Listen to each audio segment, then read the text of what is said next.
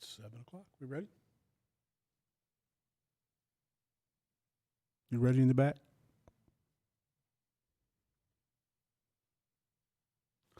Good evening. Welcome to the October 21st, 2020 St. Charles County Planning and Zoning Commission meeting. At this time, I request that everyone please turn off or mute all electronic devices. Also at this time, I would ask everyone to please stand with me for the Pledge of Allegiance. I pledge allegiance to the flag of the United States of America and to the republic for which it stands, one nation, under God, indivisible, with liberty and justice for all.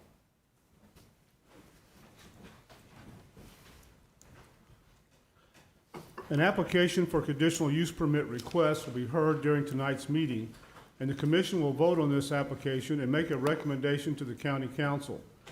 The application will then be scheduled to be introduced before the county council at the Monday, November the 9th, 2020 county council meeting.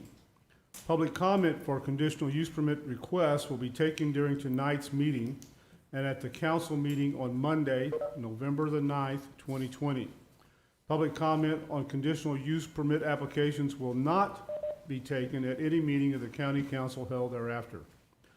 The following documents are introduced as a matter of record for this evening's public hearing and regular meeting of the Planning and Zoning Commission. Those documents are the Unified Development Ordinance of St. Charles County, including zoning maps, and the year 2030 Master Plan for St. Charles County, which includes the year 2030 Future Land Use Plan map. I see that we have a quorum present. For the record, Mr. McDonald is participating in this meeting remotely. Do I have a quorum to open the meeting, or a motion to open the meeting now that I have a quorum?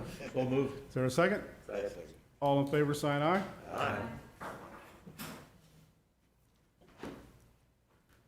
Aye. The way this meeting is conducted, I will read the application into the record. The staff will give their report. Commissioners may have questions for the staff. Then we'll have the applicant come forward to present their application and answer any questions that the commission may have. Then we will open the public hearing portion of the application. Anyone present wishing to speak regarding the application can come forward and speak. Then we will close the public hearing and then, if necessary, have the applicant to come back to address any concerns. If you are going to speak, we ask that you fill out one of these cards so that we get your name and address correct in our minutes for our record, and they're right here on the table. So the first item on our agenda is a conditional use permit request. The location is 35 Lillian Drive, 43 David Drive, and 54 Lillian Drive. Application number CUP 20-10. The applicant is Harvester Residential Care. Property owner is Randall J. Getman and Jennifer Getman Trust. Property zoning is R1E Single Family Residential District. The conditional use request is amending CUP number 670 to add an addition to the existing building. The parcel size is approximately 1.5 acres. The location is on the northwest corner of Lillian Drive and David Drive, located in Council District 7. Staff. Thank you. As mentioned, this is a request to amend an existing conditional use permit, so it's a little bit different in that they're not asking for the permission to establish this use, but just they're asking to change the terms of what's already been approved. There was a conditional use permit approved some years ago, CUP 670, that was approved with 2 conditions in 2006, and a copy of that ordinance is in your packet.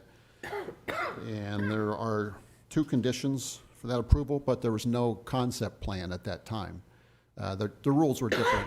And so today, when a conditional use permit comes before the Planning and Zoning Commission and County Council, there's a concept plan that's submitted at the same time. So they have, at this stage, submitted a concept plan, and with the copy that's in your packet. The essence of the application is the nursing home has been in use since the 1960s. In fact, when it was established, it was allowed by right, and then afterward, the Unified Development Ordinance was changed such that any expansion would require a conditional use permit. So they expanded in the 2000s. They applied for, received a conditional use permit. Also, along the way, there were two variances that were applied for and granted. One was to allow the nursing home to be located on a lot of less than 5 acres, because if it were established today, it would have to be on at least 5 acres, a nursing home would be. And the other variance request was to allow the nursing home, a nursing home expansion with less than the 50-foot front yard setback. That was granted years ago, so now it's only a minimum of 15 feet for the front yard setback. The application that's before you is for an addition that's being built on this building. The addition is about 2,500 square feet, if I remember correctly. They're not expanding, they're not requesting to expand the campus or of the footprint of the campus. They're not looking to buy any houses next door and tear them down and expand that way. The expansion would be away from adjacent residences. They're not proposing to expand parking either. So in terms of land use impacts, there would be very little difference than what you see today. In terms of land use impacts, I would say that this is a type of residential use, so it's not fundamentally at odds with existing single-family residential zoning. Also, the addition is away from adjoining residences. The site is not being expanded. There's no additional parking being added, and there's no residences that will be lost in the process of this. So because of that, county staff sees this as conforming to the criteria of the conditional use permits that's summarized in your staff report.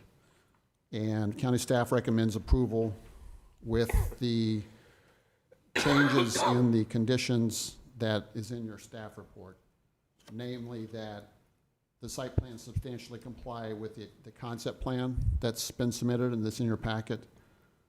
That's an added condition or recommended added condition for your consideration.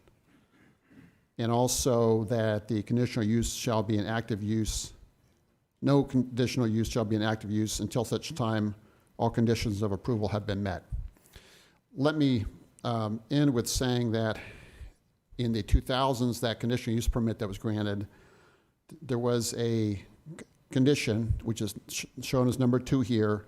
The owner must petition for the vacation of the bubble turnaround on Lillian Drive through the County Highway Department.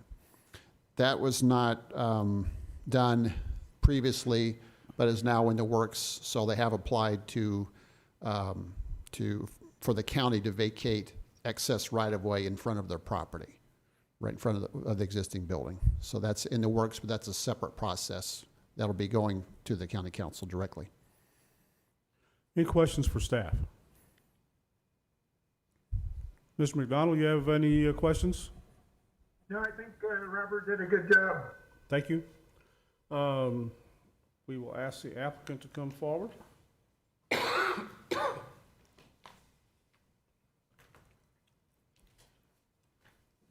I'll need to swear you in. Please raise your right hand. Yes.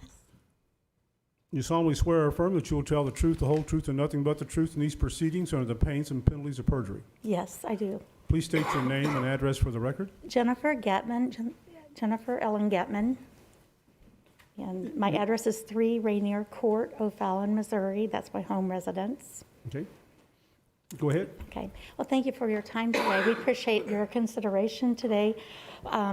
My husband and I purchased this property in 2007 in its current state that it is. We've done a lot of improvements on the inside. It's about a 10,000 square foot building. It is not a skilled nursing facility. It's like an assisted living, but not quite the same requirements as an assisted living. So our customers are all seniors. I think we have one young lady who is a burn victim who is under 65, but almost everyone else is over 65. And we're really just wanting to make their quality of lives better. We're not trying to, we are currently certified for 38 residential care facility 2 beds, and we do not anticipate, or we're not at all applying for more beds or anything like that. We're currently not using those 38 beds because we've got fairly small rooms. So most of our residents are in a semi-private room that's about 14 by 14, which is not very big. And so we're trying to eliminate some semi-private rooms and utilize all 38 licensed beds that we have. I doubt if we'll even ever get to the 38. We'll probably be closer to 36. We tend to be around 30 to 33 now, but it's pretty tight. So we're just trying to eliminate some of the semi-private rooms to be private rooms. And we currently own the property that we're talking about expanding this 2,500 square feet addition on. So we'll be eliminating some semi-private rooms to do that. Any questions for the applicant? Yeah, so in the addition that you're putting on, then they're gonna be individual rooms? Yes. Are there any recreational facilities as Yes. part of that too? Yes, sir. We are adding all private rooms in this addition. They're not real large, but at least they're private, and they all Sure. have their own bathrooms. We also have, the building was built in the 60s, so there's some rooms that don't have a bathroom, so they're share a hall bath. Right. And we're trying to give them all their own bathroom, and we added another shower room, Sure. expanded our laundry room, which is not really that large for that many people. And then we have a big day area where that we can do more activities. And with COVID now, it's become a little difficult. They're in a pretty tight square, space in little tiny rooms, Sure. and it'll really make a big difference in their quality of life. So you might be able to get another 8 or 10 rooms Yes. out of that? Yes. Gotcha, okay. Any other questions for the applicant? Hearing none? Thank you, ma'am. Thank you. We will now open the public hearing for application CUP 20-10. Is there anyone here wishing to speak regarding this application?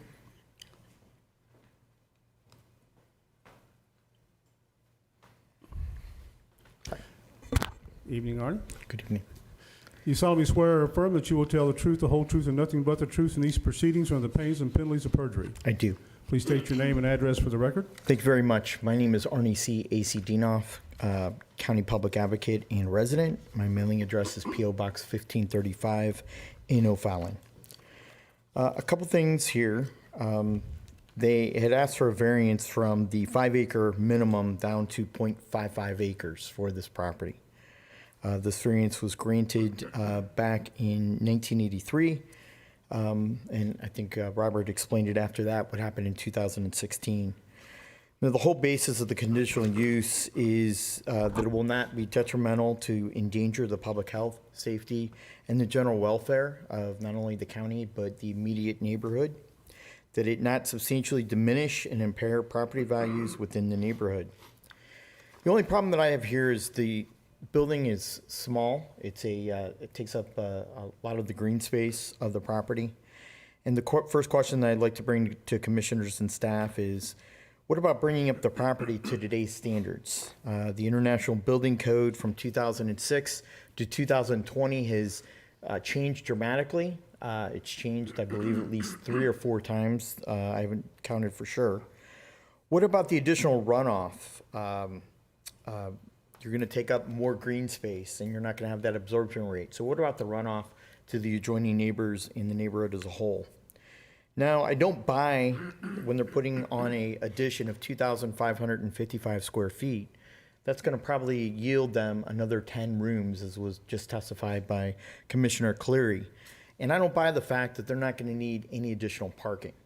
So when you have 10 new residents moving into a facility, they're going to have family members and they're going to have friends who want to come and visit. And they're also going to be hiring probably more staff members to accommodate these new residents. So I don't know if their current parking plan has been looked into, if it's sufficient, if it meets our county codified code. But parking would be an issue. We want to make sure that the visitors and family would have a place to park rather than causing havoc or problems within the neighborhood. The next thing that I'd like to address is green space. They're taking up, as I said, another 2,555 square feet of the green space that's already there, the little that's there in the 0.55 of the acres, and that's of concern. What are they returning back to the neighborhood in terms of landscaping, in terms of bringing back green space and other alternatives to make the community a better place and increase property values?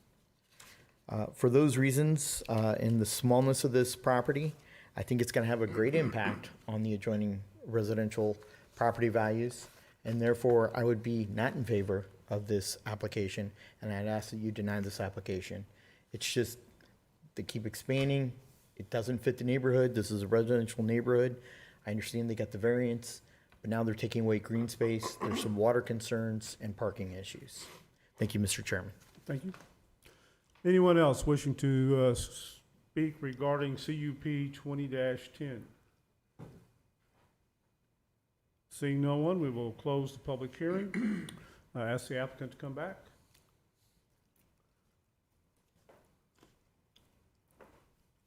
Anyone have any additional questions for the applicant? I am a little bit curious about the Yes, parking okay, thank you.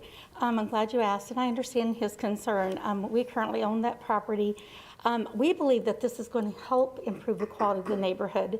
First of all, the way that our driveway is entered, it's a very tiny little drive that the ambulances, when they come, which we don't have that many, but they do come, they go that complete circle, and then it causes a lot of ambulances to have to go down Lillian, and then a lot of our traffic.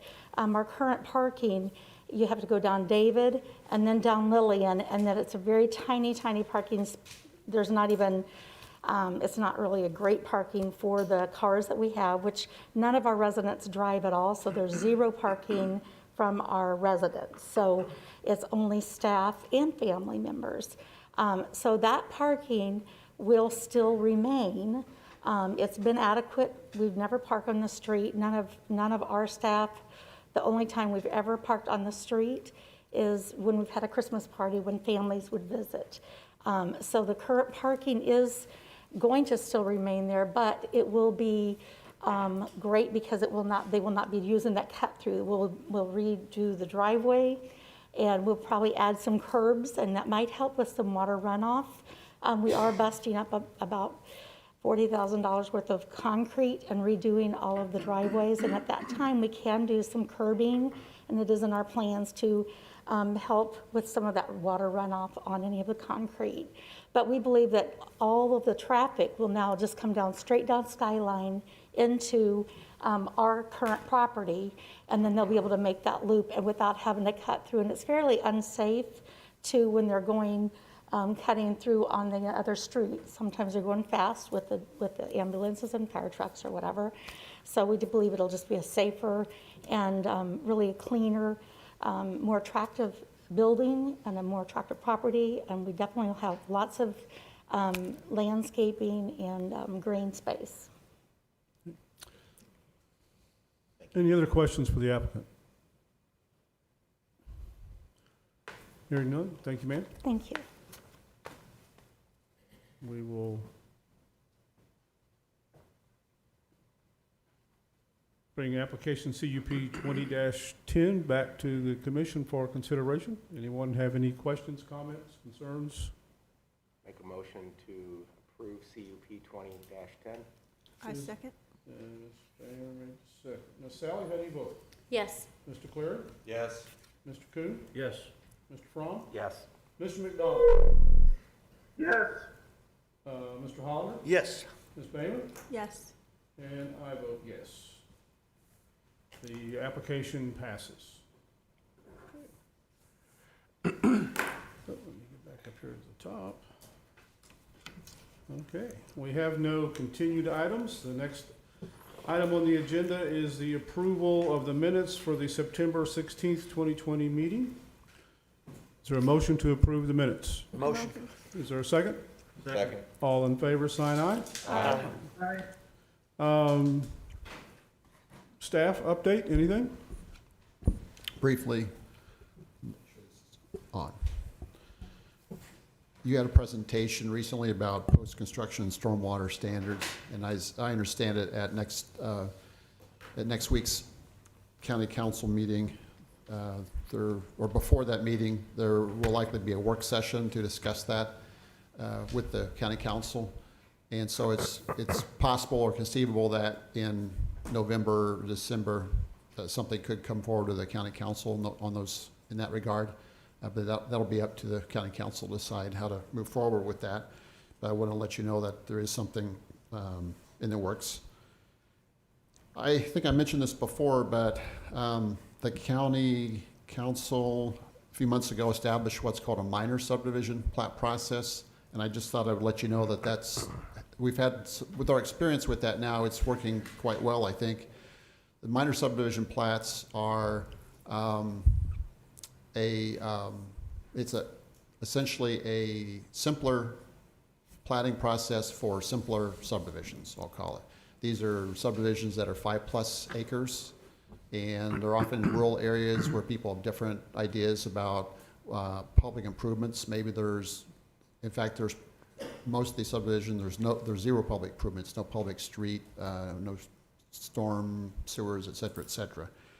And so in the minor subdivision plat process, it's totally a staff process, and we look for very basic sorts of life safety questions. There aren't actually even street standards. There are private streets, and there are the access is guaranteed to each lot, but beyond that, the county staff doesn't get involved in how the streets are built or maintained. But again, those are only in 5+ acre lots, and almost always in rural areas. I have mentioned before that St. Charles County is likely to be a recipient of a community development block grant, disaster recovery grant. And what I mean by likely a recipient, the state of Missouri is applying to HUD currently for a grant for the long-term recovery of flooding from 2019. That 2019 flooding flooded about 90,000 acres in St. Charles County. There was other damage in other counties. But according to the draft statewide plan that's been prepared, St. Charles County would get approximately $15 million in order to assist with the long-term recovery from that 2019 flood. There were 90,000 acres that were flooded.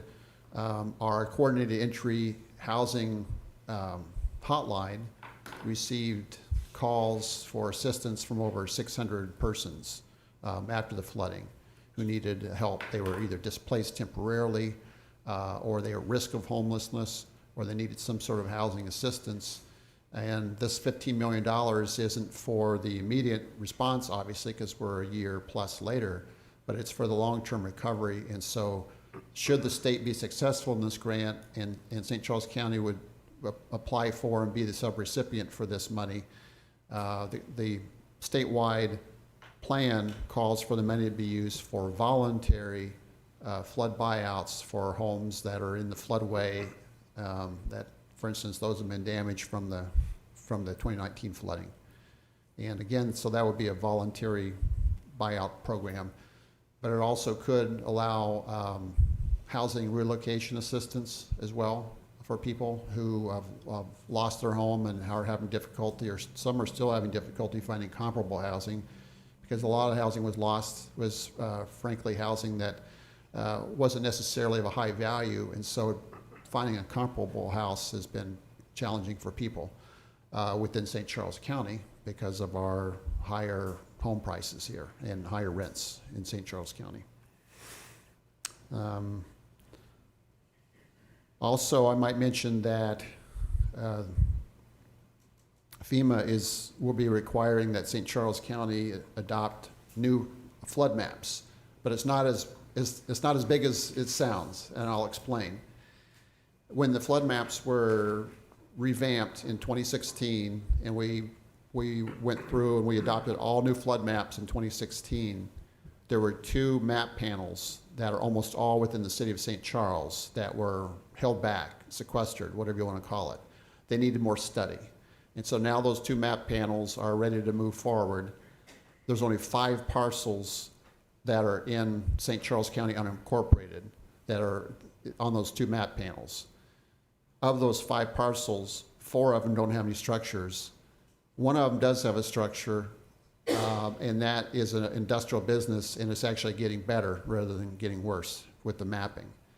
But FEMA will be requiring us to adopt all new map dates. So all of our map dates are going to go to 2021. That would be the requirement. So if you hear anyone talking about new FEMA flood maps, that's what they're talking about. We will need to adopt a new date for our maps and adopt those 2 map panels that are going to affect 5 parcels in the unincorporated county. And that's really what it boils down to. Those are the updates that I have for you tonight. Okay. Any questions for Mr. Meyer? Seeing none, thank you, Robert. Is there a motion to adjourn? So moved. Is there a second? Second. All in favor, sign aye. Aye. We're adjourned.